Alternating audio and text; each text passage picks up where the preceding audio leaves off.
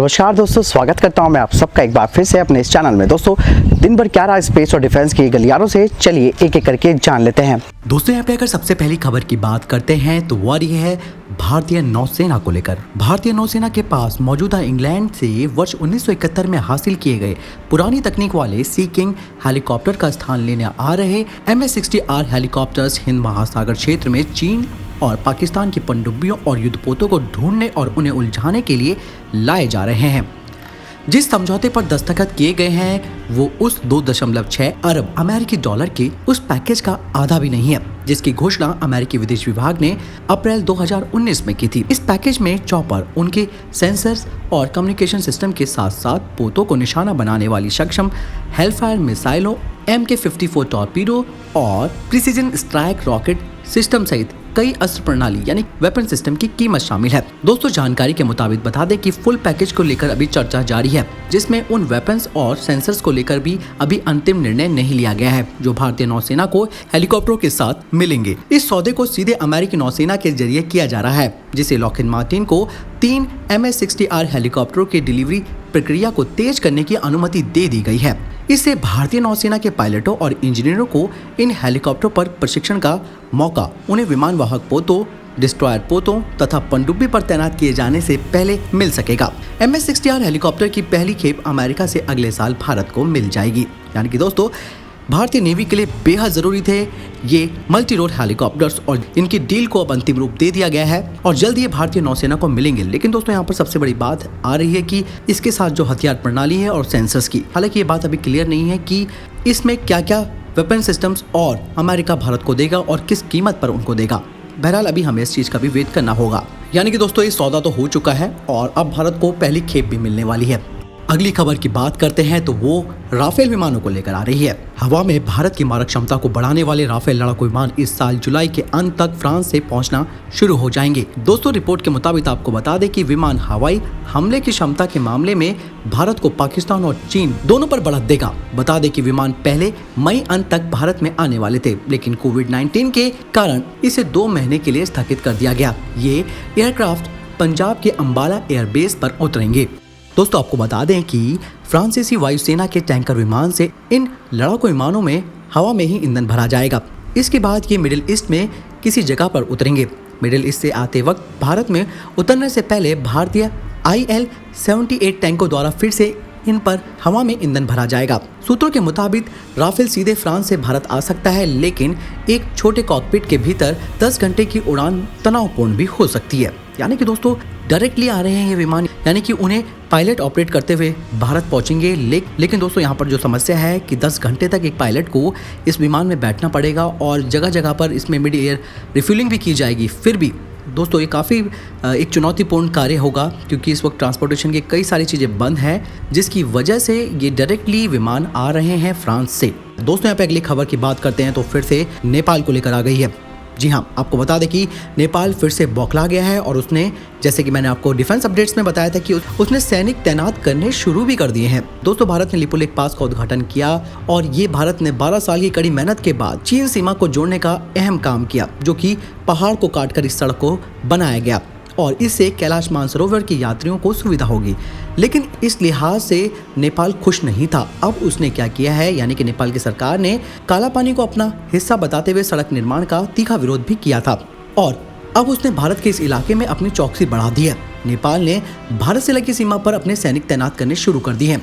दोस्तों, आपको बता दें कि लिपुलेख पास तक सड़क बनने में चीन से सटी भारतीय सीमाओं की सुरक्षा के लिए काफी सहूलियत हो गई है। साथ ही नेपाल सीमा पर तैनात SSB के जवानों की राह भी आसान हो गई है। लेकिन नेपाल भारतीय सीमा पर छांगरू में अपनी सेना तैनात कर रहा है और यहाँ तैनात किए जा रहे जवानों को हेलीकॉप्टर की मदद से पहुंचाया जा रहा है, क्योंकि दोस्तों, नेपाल खुद तो कुछ कर नहीं सकता है। उसने क्या किया है कि क्योंकि नेपाल में दुर्गम इलाके तक पहुंचने के लिए ढंग का रास्ता भी नहीं है, अब उसने क्या किया है कि सीतापुल के करीब बनने वाली चेक पोस्ट के लिए फिलहाल अपने सशस्त्र प्रहरी के 25 और नेपाल प्रहरी के 9 जवानों की तैनाती की है। चेक पोस्ट पर जवानों को आधुनिक सुविधाओं से लैस भी किया गया है। दोस्तों, यहाँ पे अगली खबर चीन और पाकिस्तान को लेकर आ रही है। आखिर ये दोनों ही देश भारत के खिलाफ एक बड़ी साजिश रच रहे हैं। आपको बता दें कि POK में बांध बनाने वाली है चीन की कंपनी। चीन के अपने सभी पड़ोसियों के साथ सीमा विवाद है, वो भी जमीन और समुद्र दोनों पर। उसके अंतिम छोर पर रहने वालों में भारत एक है। जाहिर सी बात है कि चीन भारत की क्षेत्रीय अखंडता की परवाह नहीं करता है। अब चीन पाकिस्तान के कब्जे वाले भारतीय क्षेत्र पर बांध बना रहा है। इसके लिए चीनी कंपनी ने पाकिस्तानी सरकार के साथ एक समझौते पर हस्ताक्षर किए। गिलगिट बाल्टिस्तान में इस एक बांध को बनाने के लिए करीबन 5.8 बिलियन का सौदा हुआ है, जो कि पाकिस्तान के कब्जे वाले कश्मीर यानी कि पीओके में पड़ता है। तकनीकी रूप से ये भारतीय क्षेत्र है, लेकिन भारत की तमाम आपत्तियों के बावजूद चीन पाकिस्तान के साथ व्यापार कर रहा है। इस परियोजना को डायमर भाषा बांध नाम दिया गया है। यह अनुबंध पावर चाइना के नेतृत्व में एक जॉइंट वेंचर के साथ हुआ है, जो कि एक चीनी कंपनी है। इसका दूसरा साझेदार फ्रंटियर वर्क ऑर्गेनाइजेशन है, जो पाकिस्तानी आर्मी की सहायक कंपनी है। एक तरह से यह चीन और पाकिस्तान आर्मी का जॉइंट वेंचर है। जाहिर है कि ये प्रोजेक्ट दोनों पक्षों के लिए फायदे वाली परियोजना है। चीन को अधिक सौदे मिलते हैं और पाकिस्तानी सेना अधिक पैसा कमाती है। पाकिस्तान के अखबार डॉन के मुताबिक डायमर भाषा बांध पर कुछ हफ्तों में काम शुरू हो जाएगा, जो भारतीय क्षेत्र में बनने वाली बांध परियोजना है। बता दें कि 1939 में अब तक चीन 23 क्षेत्रीय विवादों में शामिल रहा है, जिनमें से अब केवल 6 रह गए हैं, जो बीजिंग के लिए क्षेत्रीय प्रतिद्वंदियों को चुभोने के लिए चीन की रणनीतिक उद्देश्यों को पूरा करते हैं। आपको बता दें कि एक तरफ चीन के सैनिक सिक्किम में भारतीय सैनिकों के साथ भिड़ रहे हैं। अब चीन भारत से संबंधित क्षेत्र पर बांध बनाने का काम कर रहा है। ऐसे में भारत को यहाँ पर जवाब देने का समय है और भारत के पास अभी भी विकल्पों की कमी नहीं है। दोस्तों, जहाँ तक मुझे लगता है कि भारत बार बार जो पीओके की बात कर रहा है वो गलत नहीं कर रहा है। भारत पीओके को इसलिए लेना चाह रहा है क्योंकि वहाँ पर भारत को शायद पहले से पता चल गया था कि चीन और पाकिस्तान यहाँ पर मिलकर बांध परियोजना बना रहे हैं और इससे भारत को नुकसान हो सकता है। और यही वजह है कि शायद आने वाले समय में आपको दिख जाएगा कि पीओके भारत का ही हिस्सा है। बाकी आपका क्या कहना है, आप मुझे जरूर कमेंट सेक्शन में लिखकर बताएं। दोस्तों, यहाँ पे अगली खबर अमेरिका और भारत को लेकर आ रही है। आखिर क्या है प्लान 18? कोरोना वायरस के संक्रमण से जूझ रहे अमेरिका ने चीन के खिलाफ अपना जबरदस्त गुस्सा दिखाया है। कई अमेरिकी नेता चीन के ऊपर संक्रमण संबंधी डेटा को छुपाने का और जांच में सहयोग न करने का खुलेआम आरोप भी लगा चुके हैं। इस बीच अमेरिका के एक शीर्ष सांसद ने चीन की सरकार को कोविड-19 वैश्विक महामारी के कारण बनने वाले उसके झूठ, छल और बातों को गुप्त रखने की कोशिश के लिए जिम्मेदार ठहराया है, लेकिन एक 18 सूत्रीय परियोजना सामने रखी है और भारत के साथ सैन्य संबंध बढ़ाना इस योजना का हिस्सा है। सबसे पहले चीन ने जानबूझकर फैलाया है ये वायरस। उसके बाद अमेरिका ने कहा है कि चीनी सरकार से मुआवजे की अमेरिका ने मांग की है। आपको बता दें कि अमेरिकी सीनेटर में कहा गया है कि अमेरिका के लिए ये जागने का समय है। उन्होंने कहा कि चीनी सरकार को कोरोना वायरस के बारे में झूठ बोलने के लिए जवाबदेह बनाएगा। इसके जरिए अमेरिका के स्वास्थ्य और रक्षा और अर्थव्यवस्था को नुकसान की भरपाई के लिए चीन पर प्रतिबंध भी लगाया जाएगा। दोस्तों, इस 18 सूत्रीय योजना के अंतर्गत पैसिफिक डिटरेंस इनिशिएटिव नाम के एक कार्यक्रम को शुरू करने की मांग की गई है, जिसमें $20 बिलियन के सैन्य साजो सामान की फंडिंग भी अमेरिका की तरफ से की जाएगी। इस इनिशिएटिव के जरिए क्षेत्रीय सहयोग के साथ सैन्य संबंधों को मजबूत किया जाएगा। साथ ही इसके अलावा सीनेटर ने भारत, ताइवान और वियतनाम को स्टेट ऑफ द आर्ट सैन्य उपकरणों की बिक्री को मंजूरी देने की मांग की है। उन्होंने जापान और दक्षिण कोरिया को सेना के पुनर्गठन और घातक मिलिट्री साजो सामान के लिए भी मदद देने की अपील की है। और यही नहीं, इसके अलावा चीन से मैन्युफैक्चरिंग कंपनियों को भी वापस लाए जाने की बात की जा रही है और ये भी कहा जा रहा है कि सभी देश चीन पर लगाएंगे प्रतिबंध।